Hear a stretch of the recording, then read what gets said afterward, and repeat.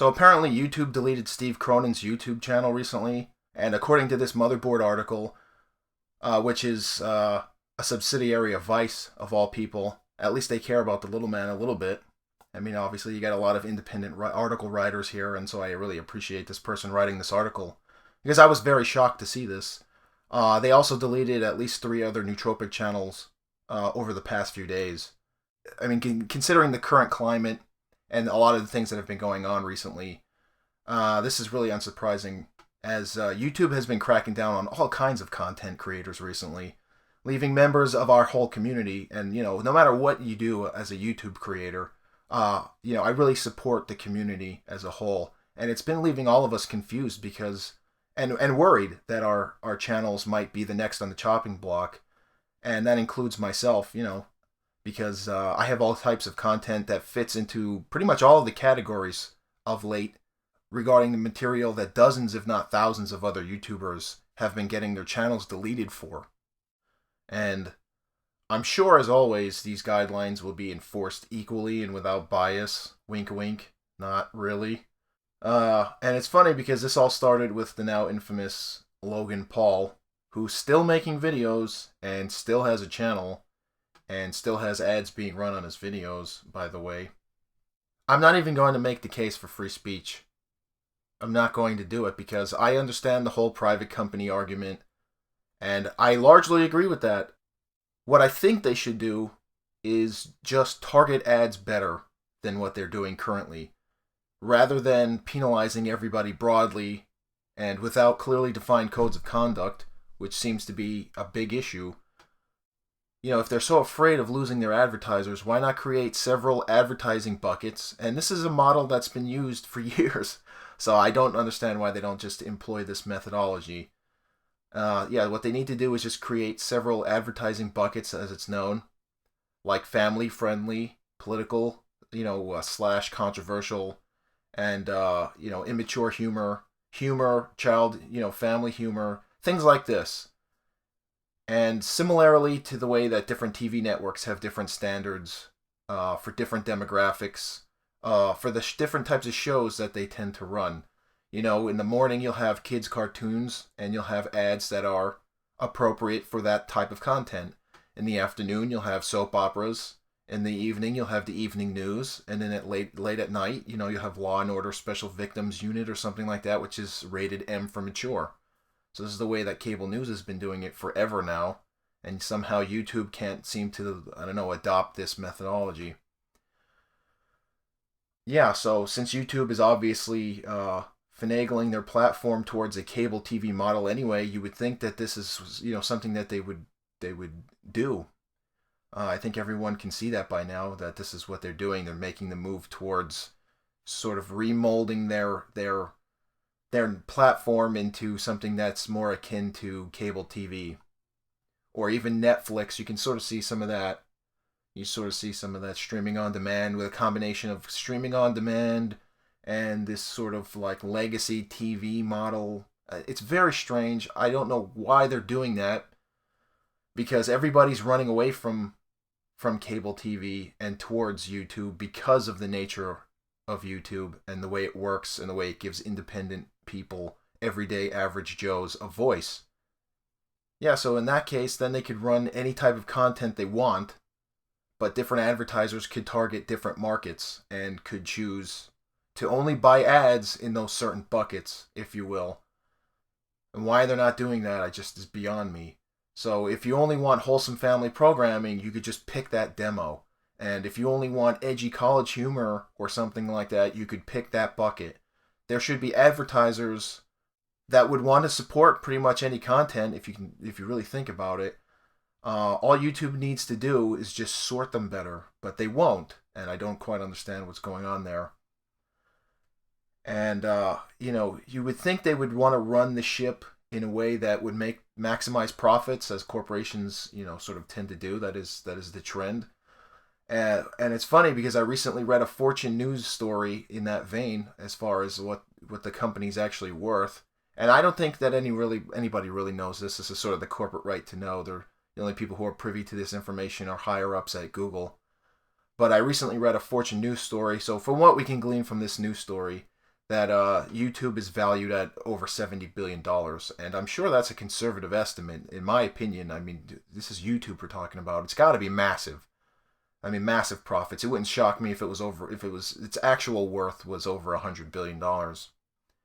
But either way, that's not bad for a company that was purchased for only $1.6 billion in 2006. So this last sort of round of deletions of channels is particularly pertinent for me, as I said a little earlier, because the second video I ever uploaded was a nootropic video, and a review for a supplement by the Joe Rogan co-owned company On It. Many people, if you've ever listened to the Joe Rogan Experience, Joe Rogan's podcast, you'll be familiar with this. On It is the name of the company, and my review was actually featured as part of a testimonial in an official video for the product Alpha Brain. That's the name of the product, Alpha Brain. And after I made that I had to, I was very deeply into the whole nootropics thing for a while. I still fiddle with them off and on because it's sort of an expensive habit, and a lot of it is snake oil. But I have a playlist that's just filled with, and I've seen this guy actually before, this Cronin gentleman. I've never actually watched any of his videos, and I guess I never will be able to now. But I've always seen the thumbnails, and I've seen that face before, which is why I decided to make this video, because it's something I wanted to just kind of touch upon. I always saw the thumbnails in the related column next to my videos. And yeah, so anyway, I did a slew of other nootropic reviews, which I still create from time to time, as I said, and my channel has just under 7,000 subscribers now. And this guy, Stephen Cronin's channel, had over or nearly 22,000 subscribers, which is, not a lot compared to a PewDiePie or someone like that. But it's enough to be significant loss for creators who spend years and years trying to build their fan base. And this is sort of a sentiment that I can also appreciate, because I created my YouTube channel in 2013, and it's only just now in 2018 about to hit 7,000 subscribers. And for all that to get flushed down the toilet would really be, a bummer. So for all the years that people, work really hard and put in a lot of effort into their videos, for it all to just crumble on a whim because of YouTube's just really opaque policy guidelines. It's not cool at all. And meanwhile, you've got Alex Jones, who gets to hawk ultra male vitality and caveman, among other cockamamie shit, in every one of his videos without much reprimand. Although there was something recently, but he's still on the air. I mean, they're not going to take down his YouTube channel. He's Alex Jones. They might. I don't know. I mean, I could foresee him pushing it too far, but he's kind of caved a little bit. When they pushed, he didn't really push back. He caved. But that's beside the point. I don't want to see them get taken down. I don't want to see anybody's channel get taken down. This is ridiculous. And I like the concept of YouTube as a free speech platform, but like I said, their corporate decisions are going to be whatever they are, and they're not beholden to abide by the First Amendment. I wish they were, but they're not. I mean, this is not technically a First Amendment issue because the government's not involved. But again, many people can make arguments as to, whether or not the government should push a sort of a heavier hand on some of these companies because they've gotten so big that somehow they should be regulated using a variety of antitrust laws and things like that. And I'm not really going to go too deep into that right now.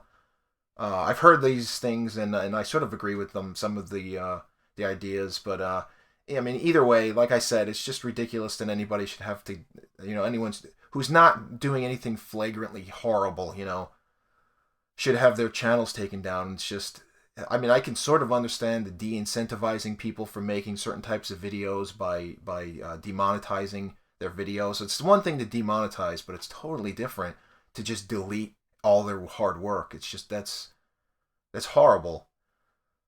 Yeah, so this is an obvious attack by YouTube and their parent company Google on small-time creators. And it's them essentially using their platform as a cudgel to push their political agendas rather than appeal to advertisers. And we know this because corporations are amoral entities. I don't really need to explain this to most people. They know that. They don't care about your kids, these companies. None of these companies, these big companies like Kraft and Bayer and all these different, Toyota, and they don't care about your kids. They don't care about you. They don't care about any of that. They just want to sell more product. This is the nature of the market. This is the nature of corporations, free market capitalism, etc., etc. The only reason they pulled these ads from YouTube is because of the exposés published by the likes of CNN and the Wall Street Journal and so forth. They don't want those associations publicly known that David Duke's video, had a Toyota commercial in front of it, and Alex Jones and all of these types of people. They don't want those associations publicly known. They're using so-and-so's platform or their channel to hawk their products. They love to get the business, and the more eyes that sees their advertising, the better. Of course, that's the way they think of it, but they sort of, if there's any shady anything going on, they would like that to remain secret. And because CNN and the Wall Street Journal have been sort of, and other legacy media outlets have been pushing this hard because, well, I'll get to why, so they don't want these associations publicly known. Let me sort of organize my thoughts here. And the reason why that would be, the reason why YouTube is being attacked by these outlets is because YouTube is competition to these new media, or YouTube new media creators are competition to these legacy media outlets like CNN. YouTube represents a change in the way business is done, along with presenting alternative narratives by independent voices. And there's that aspect of it, sort of the marriage of these big data companies and intelligence agencies and maintaining the status quo and so forth. But it's also just from a monetary perspective that CNN is competing for the same advertisers and the same eyeballs. And when you're going to YouTube rather to listen to Joe Schmo, and the Joe Schmo show on YouTube rather than Wolf Blitzer, well, they're outraged by this because this is a $1 billion industry. CNN, they pay their people millions and millions of dollars, so to be outshined by some guy off the street with a microphone that costs $50 on Amazon and a beat up laptop, it's like a slap in the face. So along with presenting alternative narratives, as I said, clearly this can't continue. This moving in on CNN's territory and MSNBC's territory and the Wall Street Journal and the New York Times, and the list goes on, etc., etc. And so instead of Google YouTube right now is really, they're holding all the cards, which is weird. This is why I can't understand why they're sort of, rejiggering their algorithms to favor CNN. If you've noticed, rather than say the Jimmy Dore show or Alex Jones even, because the way it used to work is the videos, the cream used to rise to the top, and I don't mean cream in the sense that it was maybe the best content, but it was the most popular. And now it doesn't work that way anymore. And now CNN's little shorts get 3 million views, while meanwhile somebody who's talking about some type of current event is getting significantly more views, or maybe they're more popular, they have more subscribers, but they're not getting as many views or clicks because the way that the algorithm works. And so it's weird to me because, yeah, you Google YouTube, YouTube, which is the platform, and then Google, which is their parent company, and then Alphabet, which is the parent company of Google, could be using this platform to crush these lamestream legacy media companies like CNN at all. I don't know, but yet they cave to them. It's unbelievable. I just don't understand it. So, I could go on a tangent, a massive one about that, but I'm not going to. I just wanted to present this information so that people knew what was going on, and in case my channel should just disappear all of a sudden, my subscribers will know why. So yeah, I wanted to touch upon this story.